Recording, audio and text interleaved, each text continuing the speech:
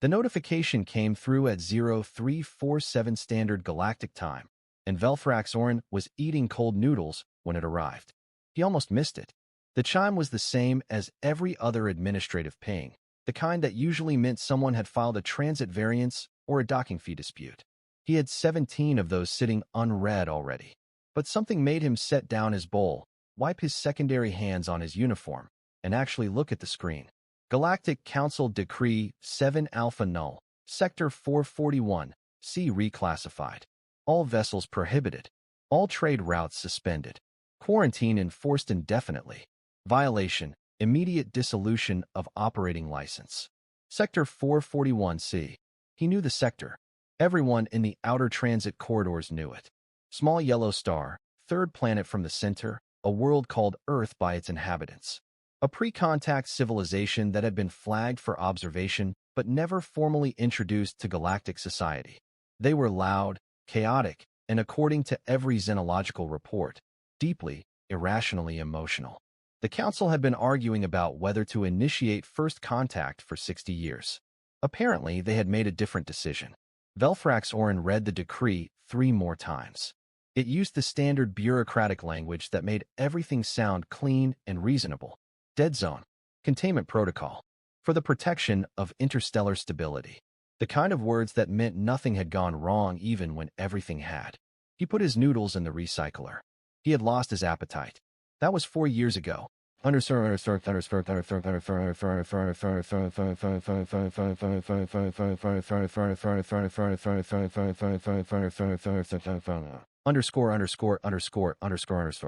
The ship was called the Undulant Margin, a mid-class survey vessel that smelled permanently of recycled oxygen and something vaguely sulfuric that the maintenance logs kept blaming on a faulty converter in Bay 3.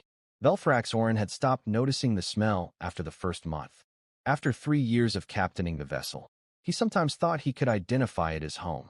He was reviewing course projections when Specialist Minnow climbed up through the access hatch and deposited herself in the co-pilot seat without asking. Minnow was not her real name. Her real name was a subsonic vibration pattern that most species couldn't produce without specialized equipment. She was Thulin, which meant she had 6 limbs, translucent blue-green skin that flickered faintly when she was thinking hard, and an absolute refusal to follow any regulation she found personally inconvenient. She had been assigned to his crew as a sensor specialist, and had somehow also become his closest friend, which he occasionally found baffling. "You're going near it again," she said. "Not a question. The survey route passes through the outer edge of 441, C's exclusion boundary. It's efficient. It's also the 4th time this year." Velthrax Orin did not respond immediately. He pulled up the route on the display and pretended to study it, which was pointless because he had already memorized every line. "I received a signal," he finally said. Minnow's skin flickered. "From inside the dead zone. It's not a distress beacon. It's not any recognized format." He pulled up the recording and let it play. A series of irregular pulses, something between pattern and noise, with a rhythm underneath that felt almost intentional. "I've been running it through the translation matrix for 3 weeks. And it might be a person, or it might be equipment malfunction from a surface installation." He closed the display. "I don't know." Minnow was quiet for a moment. Her secondary limbs twitched, which meant she was either nervous or excited or possibly both. "The Council decree is very clear. Yes. Violation means dissolution of our operating license. Yes. We'd lose everything. The ship, the contracts, my equipment, your retirement filing." "I know." She flickered again, brighter this time. "So, when do we cross?" He looked at her. She was already smiling, which on a Thulin looked to a slow widening of the facial membrane. He had learned to read it as genuine warmth. Even though the first time he had seen it, he had thought she was in pain. "Tomorrow," he said, "before the Council's patrol window opens." Underscore.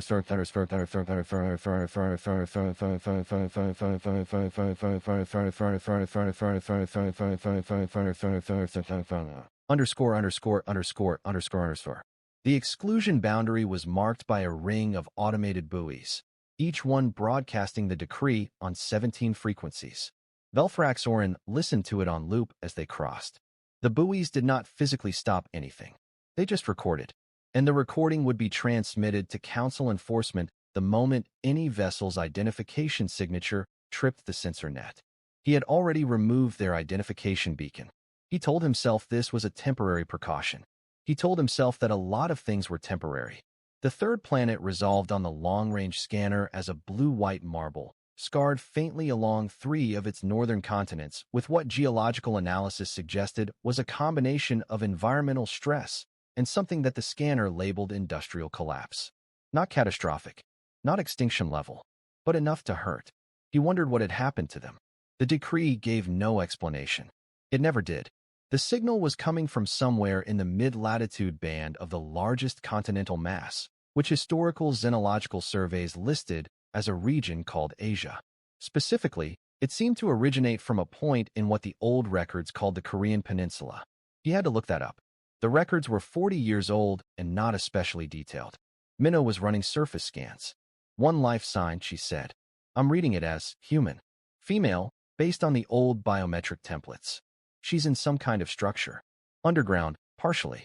The signal's coming from a device she's operating manually. She's been signaling manually for how long? Based on the battery decay signature on whatever device she's using? Minnow paused. About 14 months. Velfrax orange star. Edit the screen. 14 months of sending a signal into empty space. Not knowing if anyone could receive it. Not knowing if anyone was allowed to. Not knowing if the species they were signaling to would help or simply file a report. 14 months, which he understood was roughly equivalent to about a quarter of a Thulan yearly cycle, which was itself a significant portion of a human lifespan. A meaningful chunk of time spent on what most people would have called futile. Can we extract her without landing? He asked. No. The underground structure is blocking a clean transport lock. We'd need to be within about 50 meters on the surface. Then we land. Underscore.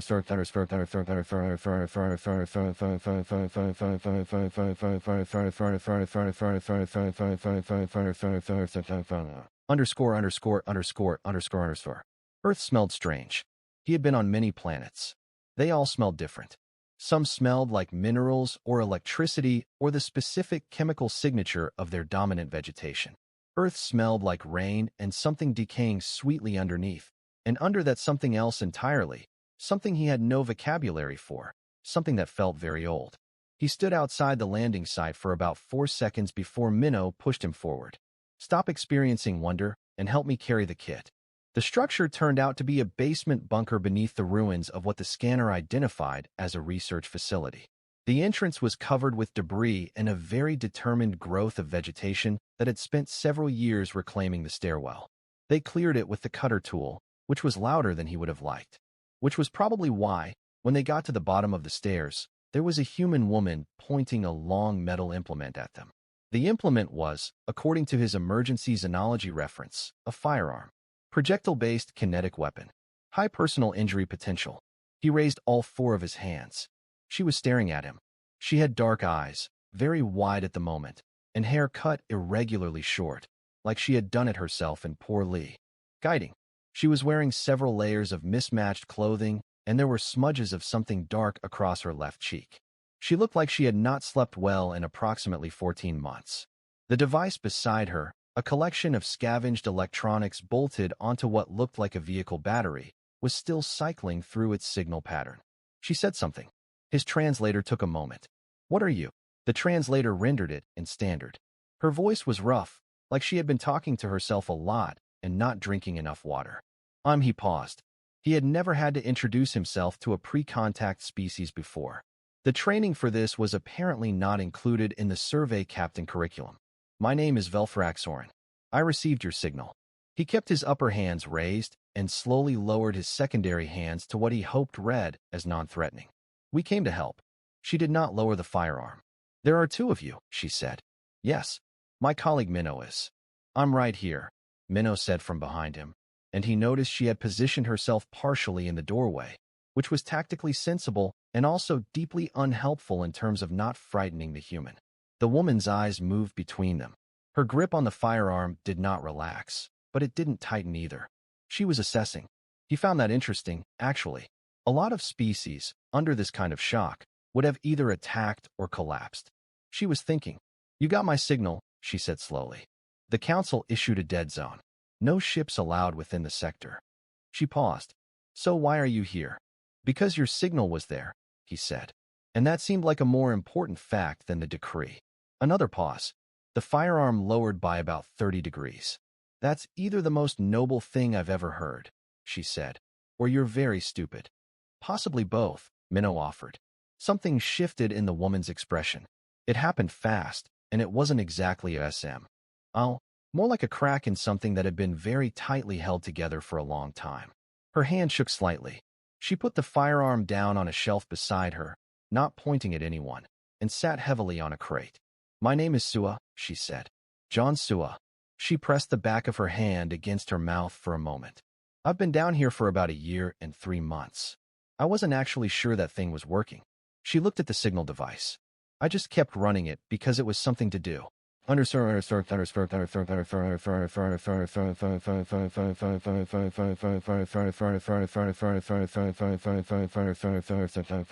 Underscore underscore. Getting her onto the ship took longer than it should have because Sua insisted on gathering certain items before she left. A water-damaged notebook.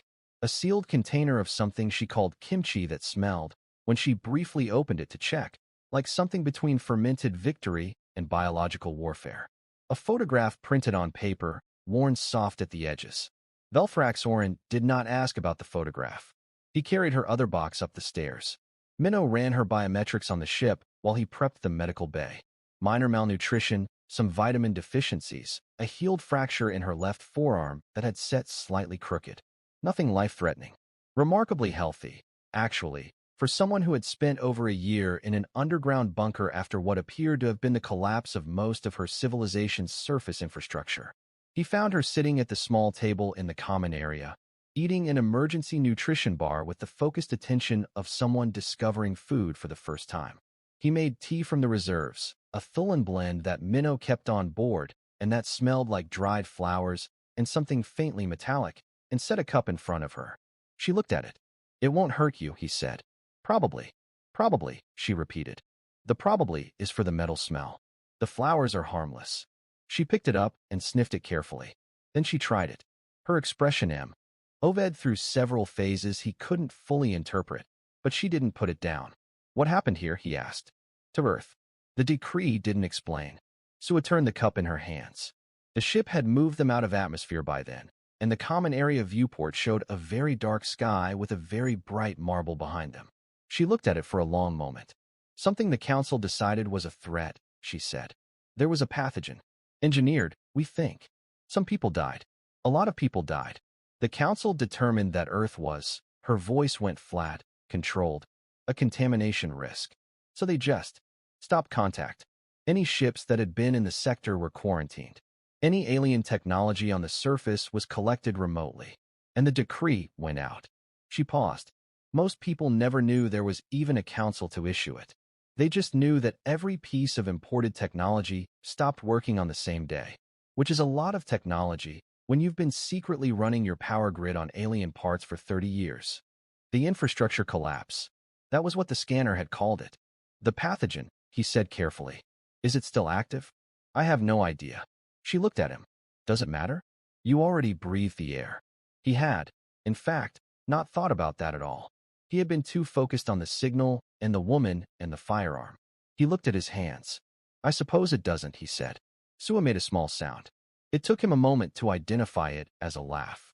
Short, surprised, like it had escaped without permission. You're either very brave or very careless, she said. I've been told both. By who? Minnow. Frequently. Sua looked toward the cockpit, where Minnow was running navigation calculations and very deliberately not listening to their conversation, which Velfrax Orin appreciated in theory and doubted in practice. Then Sua looked back at him with the same assessing expression she had worn when pointing the firearm. Why? Did you really come? She asked. You could have lost your license. Your ship. Everything. He considered lying. It would have been easy, some clean story about humanitarian protocols or ethical obligation. But she had spent 14 months signaling empty space, so he thought she deserved something more honest than a clean story. I heard your signal, he said. I kept hearing it.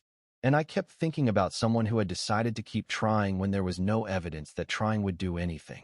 He looked at his tea. I found that difficult to ignore. She looked at him for a long time. He had not yet learned to read human expressions well enough to know what that look meant. Okay, she said. Then, thank you. Understood.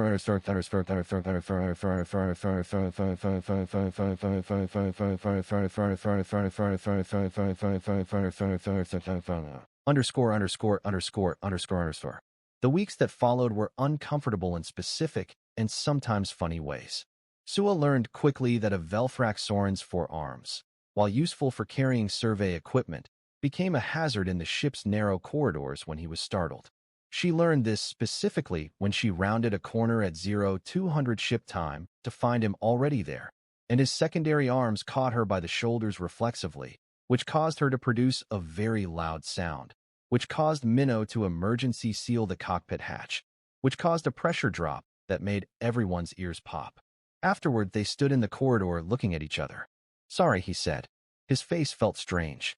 He was not sure if he was embarrassed or amused, which was an unusual combination for him. I'm fine, she said. You just have a lot of arms. Yes. Are they always that fast? Threat response, he said. Autonomic. She nodded slowly. So they weren't trying to grab me. They were trying to protect you. Protect both of us. The threat assessment was mutual. She seemed to find this interesting rather than troubling. She asked him questions about it, how the autonomic response worked, whether he could feel it happening or only notice it after, whether the different pairs of arms had different response thresholds. She was a researcher, apparently, which explained both the bunker full of equipment and the notebook she carried everywhere. She had been part of a team studying whatever the pathogen was before the infrastructure collapse, using what limited technology still functioned. She wrote things down. She asked follow-up questions to her own follow-up questions. She forgot to eat sometimes, and then ate voraciously when reminded. She slept in unpredictable patterns that sometimes aligned with ship's cycle and sometimes didn't, and on the nights she couldn't sleep. She would sit in the common area and write in her notebook until the early hours. He started keeping the kettle ready. It was not a conscious decision. He noticed he had done it after the third or fourth time, the way you notice a habit after it has already formed. Underscore.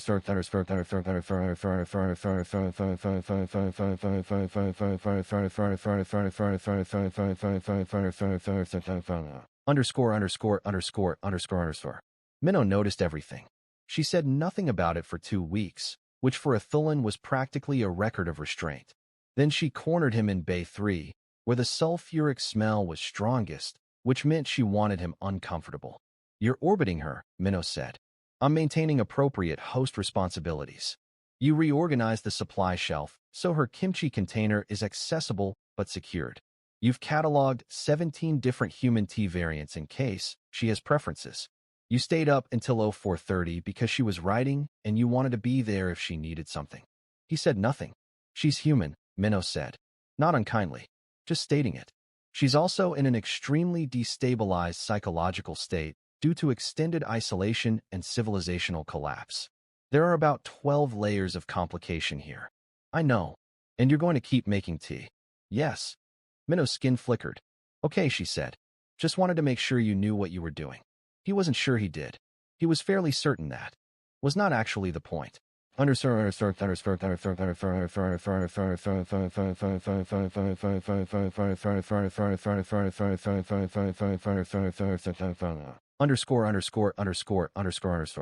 The complication arrived from outside, as complications often do. A council enforcement vessel appeared on their long-range sensors while they were in transit toward Thulin neutral space, which was where Velthrax-Orin had been planning to request asylum consideration for Sua. The enforcement vessel was a corrector class, which meant it had both the authority and the firepower to be a serious problem. They had also apparently restored their identification beacon by accident during a system reboot, which Velthrax-Orin was very calm about, and Minnow was very loud about. Sua appeared from the common area while they were arguing. She had her notebook and a cup of tea, and she looked between them. Council enforcement, he said briefly. How long do we have? About 4 hours before they're in hailing range. She sat down across from him, put her notebook on the table, opened it, and uncapped the pen she kept tucked behind her ear. Okay, she said. Tell me everything you know about council enforcement procedures. He stared at her. Why? Because you're going to need an argument. And I spent 14 months alone with nothing to do but think, which means I'm reasonably good at constructing arguments. She looked at him over the notebook. Unless you have a better plan? He did not have a better plan. They classified Earth under Containment Protocol 9, she said. An hour later, the notebook now half filled with small, dense writing. Which means the stated rationale was public health. Not political. Not territorial. Health. That's correct. But the pathogen I was studying, I was a virologist. That was my work. The pathogen was engineered. We had evidence of that. We had been trying to trace it. She tapped the pen against the page. If we can demonstrate that the pathogen was introduced deliberately, that changes the legal classification of the decree. Under council law, a containment protocol can only be issued in response to naturally occurring threats. A deliberate biological attack would fall under a completely different protocol, one that requires remediation, not quarantine. The room was quiet. Where is this evidence? Velfraxorin asked. She patted the notebook. Some of it is here. My team's research notes. Not conclusive, but it's a start. She paused. I know who might have introduced it. We had theories, near the end. There was a species that had been lobbying for access to Earth's sector for about 30 years. Resource extraction contracts. The council kept refusing because of the non-contact protocol. She looked at him steadily. But if Earth was declared a dead zone, the sector becomes unclaimed territory. All those resources, unprotected. Velfraxorin felt something cold move through him. Minnow appeared in the doorway. Her skin was flickering rapidly. She's right, she said. I looked it up while you were talking. The Vrecken Consortium submitted an extraction application for Sector 441, 11 days after the decree was issued. 11 days, Sua said. Which means they had the application ready before the decree. She did not look angry. She looked the way she had looked when she first pointed the firearm, controlled and focused and very, very alert. He found that somehow harder to sit with than anger would have been. Anger, he understood. This kind of steadiness, maintained through something that should have been devastating, was unfamiliar to him. He reached across the table without thinking and put one of his hands over hers. She looked at the hand. She did not pull away. I'm sorry, he said. About Earth. About the decree. About all of it. She was quiet for a moment. You came when you heard the signal, she said. That's not nothing. It's not enough. No, she agreed. But it's a start. Her fingers moved slightly, settling against his palm. He had not known that humans could communicate this much through so small a gesture. His knowledge of the species was apparently very incomplete. Understood.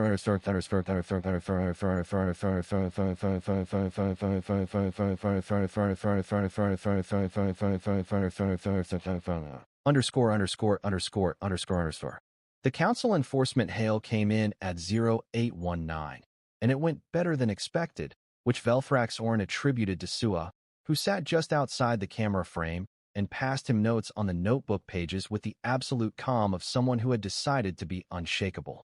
The enforcement captain was a Velrune named Oxtari, grayscaled, tired-looking, with the expression of someone who processed too many decree violations per cycle to care very deeply about any individual one.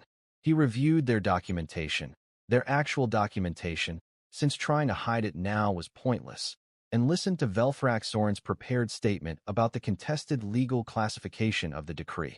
There was a long pause. You're saying you have evidence that Containment Protocol 9 was improperly invoked, Oxtari said.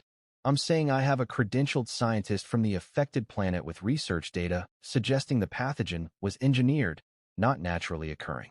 Which, if accurate, would mean Protocol 9 cannot legally apply. He paused. I'm requesting that the enforcement action be suspended pending a council legal review. Another pause. Oxtari looked at something off-screen. He typed something slowly. I'm going to be honest with you, Oxtari said, which was not typically how enforcement hails went. I've been processing violations on this sector for 4 years, and I've been uncomfortable with this decree for about 3 of them. He typed something else. I'm flagging your case for legal review. That suspends enforcement action pending the review completion. You'll need to report to Thulin Neutral Station and remain there. He looked directly at the camera. Do not go back to the sector. Understood. And Captain, Oxtari's expression was unreadable, but something in his voice shifted slightly. The review board will want to speak to your scientific witness. Make sure she's available. He closed the channel. Sua appeared in the frame. She leaned forward and looked at the blank screen where Oxtari had been. Huh, she said. Yes, said Velfraxorin. That worked. Partially. Partially is better than the alternative. She sat back and looked at him. There was something different in her face now, a small unwinding. You were nervous. I was. You kept touching your secondary hands together. Like this. She demonstrated, pressing her fingertips together in a quick, fidgeting pattern. He had not known he did that. He looked at his secondary hands. I'll have to stop doing that in official communications. Or keep doing it. It made you look very sincere. She smiled, and this time it was a real one, slow and a little crooked, like the first genuinely warm thing in a long time.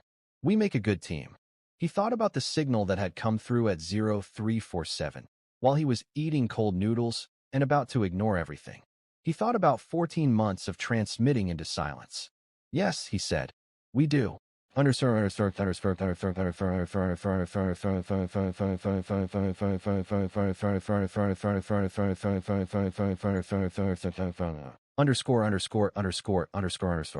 Full and neutral station smelled like 100 different species and functioned on roughly 9 different time cycles simultaneously, which meant there was always someone awake and always someone asleep, and usually both in the same corridor. Sua found it overwhelming for about the first 2 days, and then visibly, actively delightful, which Velfraxorin found he liked watching. She asked questions constantly. Of everyone. She had the notebook out at all hours. A Drenny food vendor on level 7 became her particular project, because the Drenny prepared food through a process she described as chemically fascinating and technically alarming. And she spent 3 afternoons trying to understand the biochemistry while the vendor, a tall amber-scaled individual named Crixhugh, seemed both puzzled and pleased by the attention. Velfraxorin went with her. He told himself it was because she was still adjusting, still learning the station, and it made sense for him to be available. Minnow, who was officially very busy with the ship and had nothing to say on the subject, was doing maintenance in Bay 3 and not commenting. The station had a section of exterior viewing platforms that extended out from the main structure on long, transparent arms, so you could stand in a bubble of atmosphere and look at space directly, with nothing between you and the dark except a layer of crystal polymer. He brought Sua there on the 3rd evening. She stood very still for a long time. The station was oriented toward a dense section of the galactic arm, and the view was full of light, more light than most humans ever saw from their planet's surface because of the atmospheric interference, all of it ancient, all of it in motion, all of it completely indifferent to any individual standing in a bubble of air looking at it. He had seen humans cry before, in the xenological archives. He had not expected it to hit him the way it did, actually witnessing it in person, standing next to someone who was looking at the galaxy she had been cut off from and crying silently because it was beautiful and because she was still here to see it. He didn't say anything.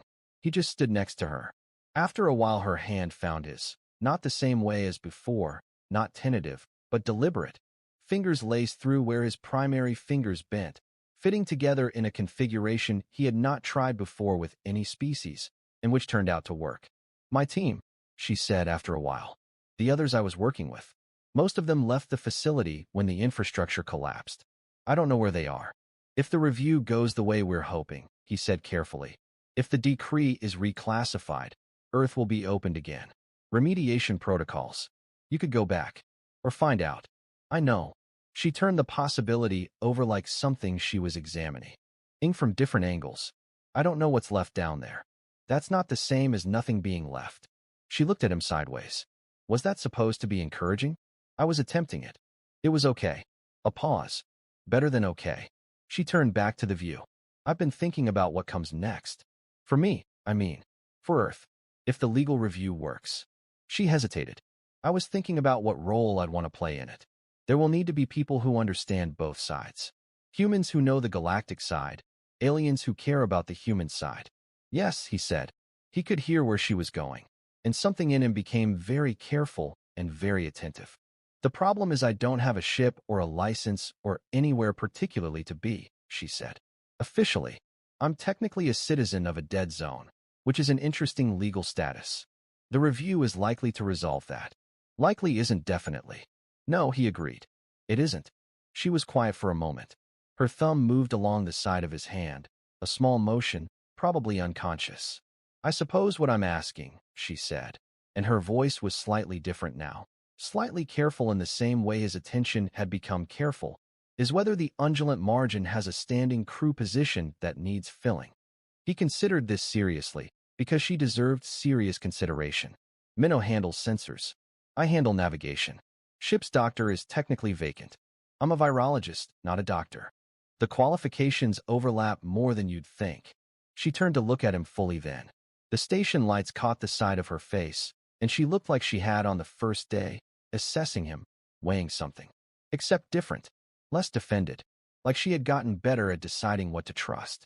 I might be difficult to work with, she said. I have a lot of opinions. I lose track of meals. I'm going to want to study everything we encounter. These sound like advantages on a survey vessel. I also kept a jar of 14-month-old fermented cabbage in my post-apocalyptic bunker because I wasn't willing to leave it behind. I admire the commitment. Velthraxorin. His name in her mouth had gotten easier over the weeks. She had practiced it. He had heard her doing it quietly sometimes, testing the syllables.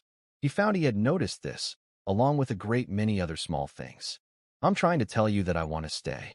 I know, he said. I'm trying to tell you that I want you to.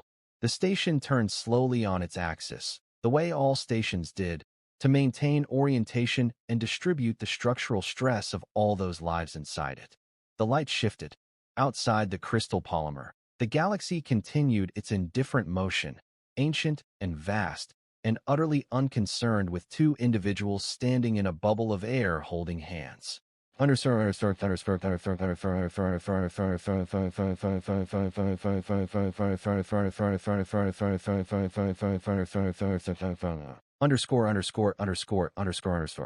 The council legal review took 8 months.